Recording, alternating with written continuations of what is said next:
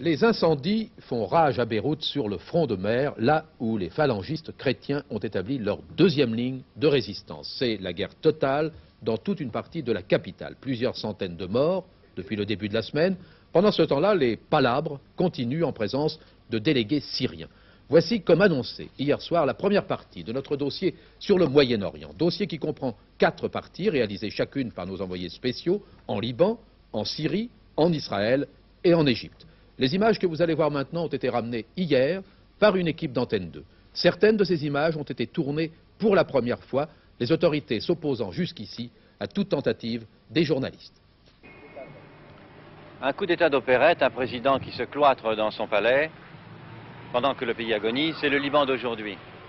L'État libanais, l'autorité n'existe plus, d'où la question que nous posons en arrivant ici il y a 3 jours. Le sort du Liban se joue-t-il à Damas? Autrement dit, est-ce que le Liban va devenir un simple satellite de la Syrie? Voici en tout cas un premier élément de réponse. Beyrouth vendredi, la file s'allongeait devant une des dernières boulangeries ouvertes. Il n'y a plus de farine, plus de mazout pour cuire le pain. Et tout le monde doit attendre. Vous attendez longtemps? Oui, une demi-heure, 1 heure. Ceux qui ont des mitraillettes passent comme ça. Et ceux qui n'ont pas, ils restent en attente. Ça, et on ne peut pas avoir plus d'1 kilo de pain. Qu'est-ce que vous pensez de votre gouvernement? Il n'est pas bon du tout. Il est très mauvais. Parce que chacun veut de lui-même.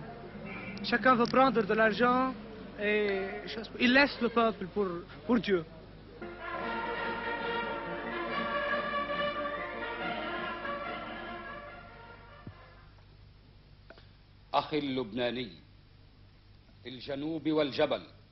Ce lieutenant artilleur est la coqueluche des Libanaises depuis le coup d'État du 11 mars.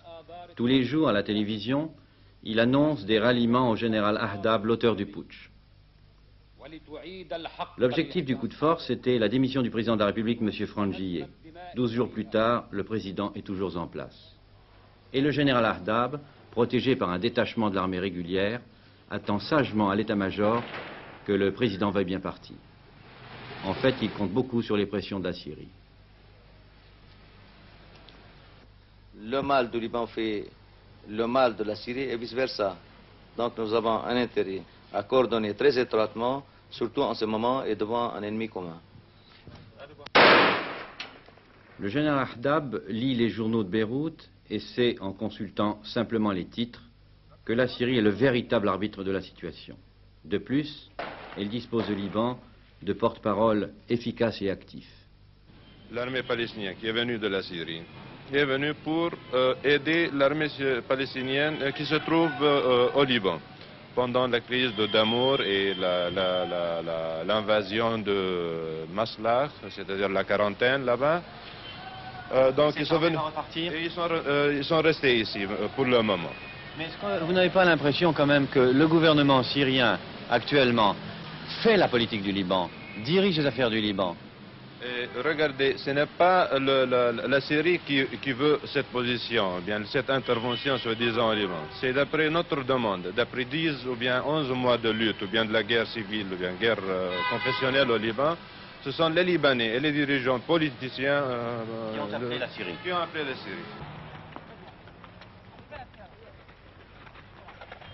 Matériel russe ultramoderne, entraînement commando, c'est l'armée de libération palestinienne qui a franchi la frontière syro-libanaise il y a quelques semaines.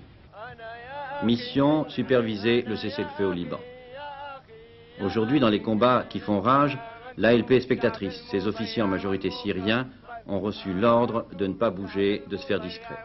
Ils se sont d'ailleurs fait tirer l'oreille pour accepter que nous filmions leurs soldats en patrouille, car pour beaucoup de Libanais, il s'agit d'une occupation étrangère à peine déguisée.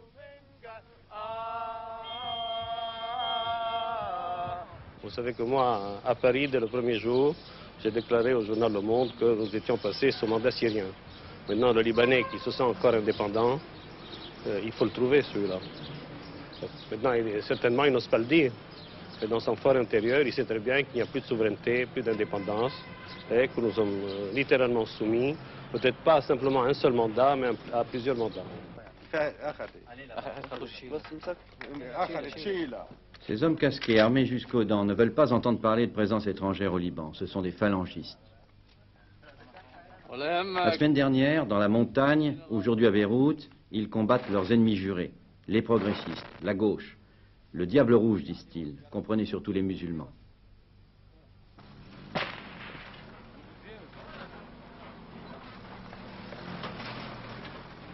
Ils se battent à 1 contre 5 et beaucoup déclarent payer leurs munitions avec leur propre argent.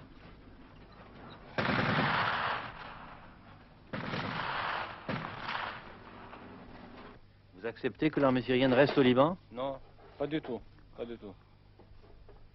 Parce qu'on veut le Liban indépendant de toutes les armées arabes. Vous croyez qu'elle va continuer la guerre? Moi, je crois. Je crois qu'elle va continuer. Parce que si Frangi part, la guerre ne va pas arrêter. Parmi les ennemis déclarés des phalangistes, ces jeunes Palestiniennes, le visage enveloppé dans la kéfie et le voile des fédaïnes.